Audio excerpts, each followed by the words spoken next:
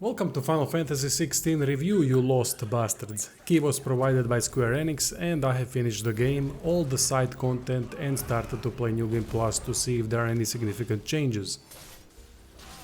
Before we start the review, couple things to note. Final Fantasy XVI has taken a different turn as it is not an RPG when it comes to gameplay, but a pure flashy action with typical Final Fantasy storytelling. Another important thing to understand is how I do reviews. I always try to retain objectivity and judge games fairly by dissecting everything good and bad with fair final score. I don't cater to haters or fanboys. Haters are gonna hate no matter how good the game is, and fanboys are gonna buy and defend their franchise no matter how bad it is. My reviews are more for rational consumer that is on the fence and needs more objective info about the game's systems and how they work together as a whole. Final score is always subjective because people like what they like and that can affect the appeal of the game to influence their own score. I am having or not having fun is irrelevant, as that is entirely subjective. You can have fun with bad games and be bored with great ones. That doesn't equate to quality. Anyway, let's start. First, let me quickly cover the game's presentation and technical aspect. Graphics, visual effects, details on main characters, location details, enemy design, music, sound effects. Game in this regard is 10 out of 10. Nothing more to add than that it is amazing and at times absolutely incredible. There are some framerate drops during fights and lack of details on NPCs and side characters, but I'd still leave audio and video presentation at 10 out of 10 due to such an amazing work. Alright, that is done. Let's move to story. No too minimal spoilers. Most of first playthrough is gonna be watching cutscenes and interactions during story related progression and side quests. Story and dialogue is slow paced and happens in my opinion way too often. Story itself, however, if we gloss over the fact that they have copied a lot from Game of Thrones and that we are essentially Jon Snow, is quite good, and I liked the increasingly darker world without mercy with lots of philosophical questions when it comes to protagonist and antagonist.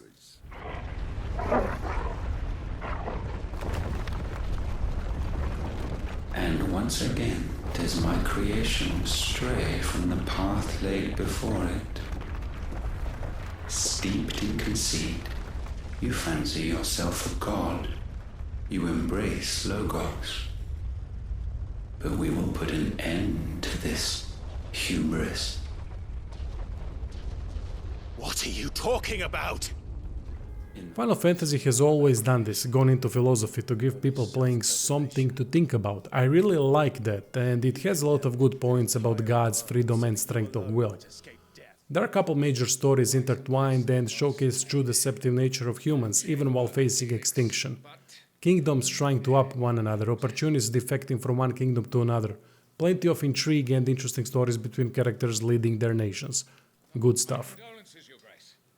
Game has also attempted to be more serious and open when it comes to writing and dialogue, which I really like, but then screwed it up by applying too much cringy anime style dialogue and hype attempts that really don't work with overall story tone.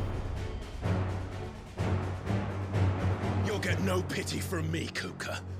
No pity. And no mercy. Now die! You put them in chains and you slit their throats! Fiend. Your time.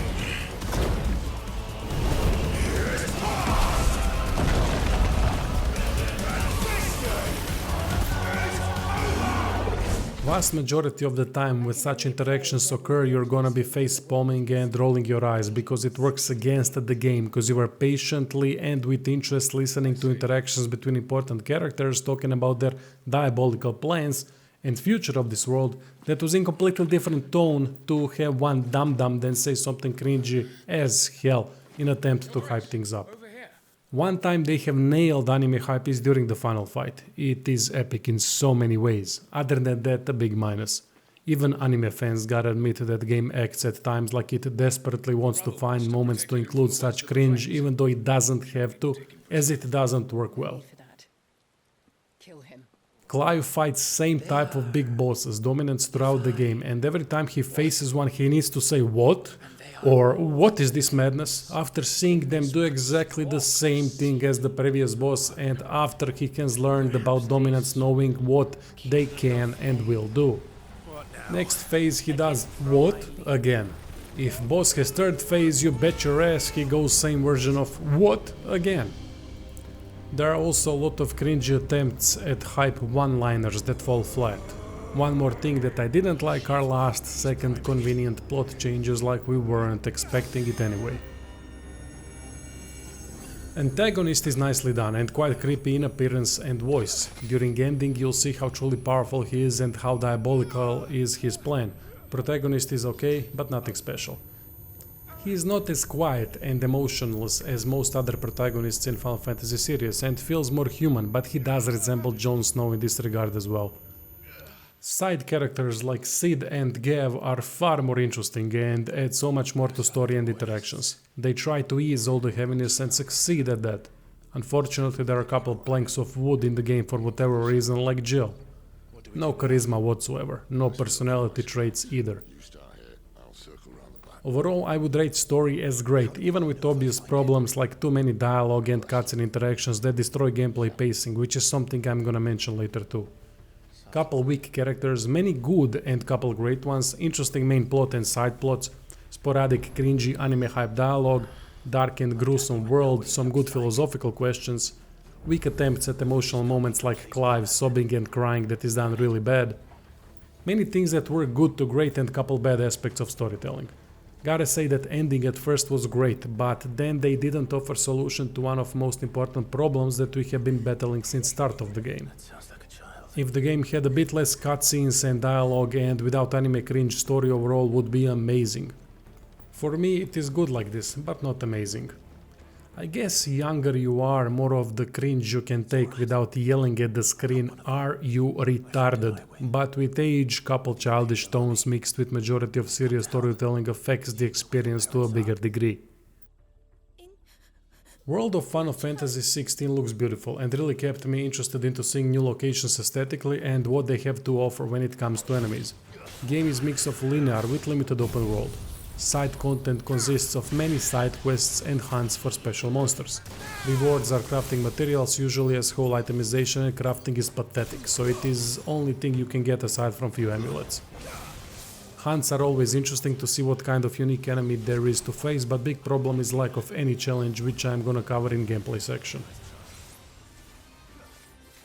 Most side quests have good enough writing, while couple hit really hard when topic are bearers, magic attuned people that are treated like slaves and exploited for their magic. A lot of slow paced dialogue though that does take away from gameplay, as gameplay is usually shorter than all the talking.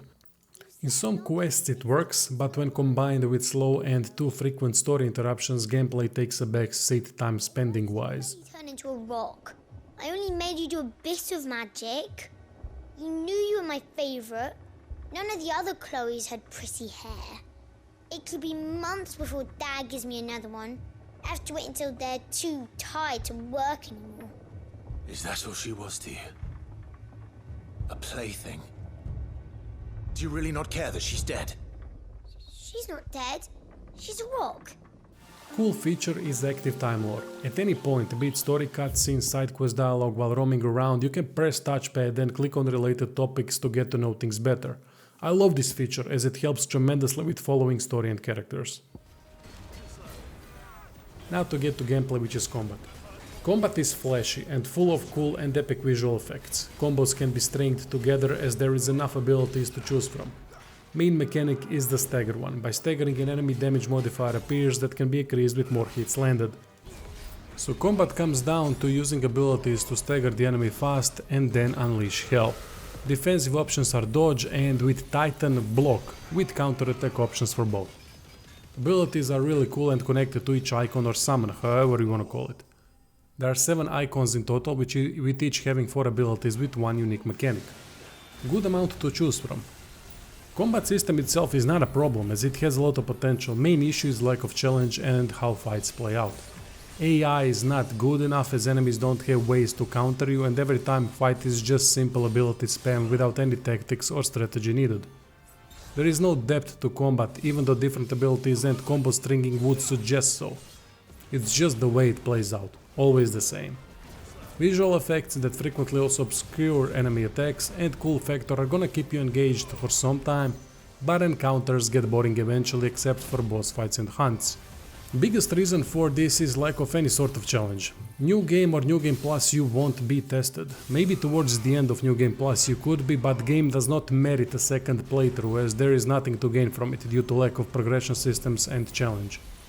Couple new weapons, different enemy groups where one major bastard is added to an otherwise normal enemy group, and that is it for New Game Plus from what I've seen.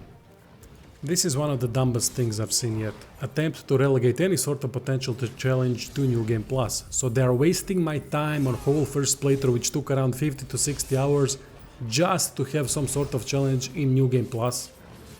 While also failing to make New Game Plus challenging.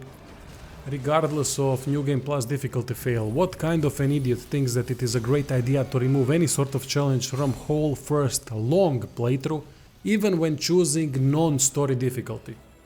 Why is there even a story difficulty option for people with no limbs to play? How easy can it get? Some of the design decisions seriously baffle me, cause a toddler would be able to come up with couple better ideas. With this I'm segueing into Final Fantasy XVI main issue, and that is how new combat that is basically DMC-like but more shallow doesn't work well with slow-paced storytelling and slow side quests. Most other Final Fantasy games, be it turn-based or action-oriented, have some sort of a challenge awaiting eventually, and those games tested players properly at least 20% of the time, unlike Final Fantasy XVI that does it never. So combining that sort of challenge with slow storytelling works much better because big fights emotionally drain you due to excitement, difficulty, fear of having to go through half an hour grueling fight again that is gonna take you to the edge, and that feeling of satisfaction with big sigh of relief when it ends so that you actually enjoy long cutscenes afterwards as an interesting break from action. In Final Fantasy XVI you are steamrolling everything, so need for a proper challenge never gets fulfilled, while slow writing takes away from gameplay even more due to less time spent in fights because it all ends quickly and without a challenge. Essentially they left classic Final Fantasy storytelling but changed playstyle completely, and it simply doesn't work well together because pacing is completely screwed up. I guarantee that most of you are gonna get bored after 30 or 40 hours. Not necessarily bored enough to stop playing, but to start skipping a lot of things. Especially side quest dialogue, which is a shame, because a lot of these side quests have good story, but it constantly comes in the way of non-challenging action, so both aspects, writing and action, can come as a slog the more you play. Now we come to bosses. Bosses are epic, no doubt about it. Visually every fight is a spectacle. Animations are fantastic, especially when playing as an icon. Music adds so much to these fights too. Unfortunately, bosses are also ruined by a lack of challenge, but still fun to battle against due to sheer epicness. It tends to go at times too much into anime side of things, which again takes away from the game's overall serious tone.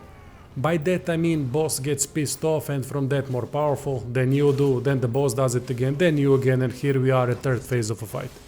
Happened couple times, but couple times it didn't. Some players might like that sort of things, while others are gonna roll their eyes. Nevertheless, boss fights are what you're gonna want to experience, even though deep down you'll know that they pose no real challenge.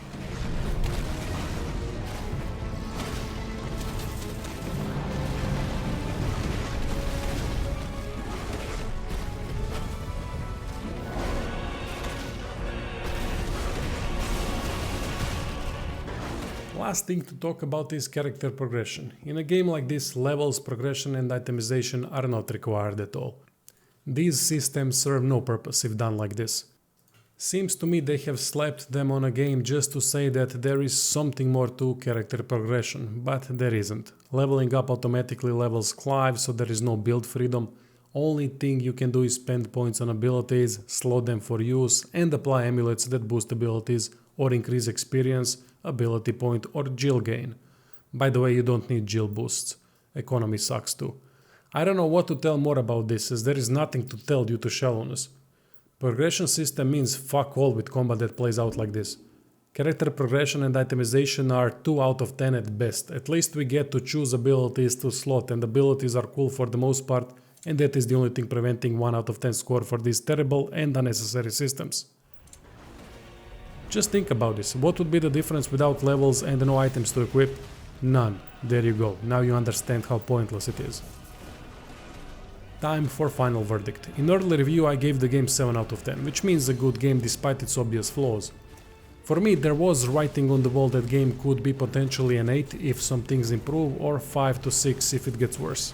It got worse. Pacing and lack of challenge made the game quite dull to play after a while. So final score is 6 out of 10, which means a decent game. Can't give it lower due to really good story, visual epicness, fantastic presentation, couple great characters, and for at least half the game combat that is interesting because of new icons. I love Final Fantasy games, but have to rank Final Fantasy 16 as second worst I've played, with of course Final Fantasy 13 firmly holding on to that top crap spot. I don't mind change of playstyle, as I think they can create something tremendous out of it, but as things stand they are far away from it. Hoping for better next time. Thanks for watching and see you soon.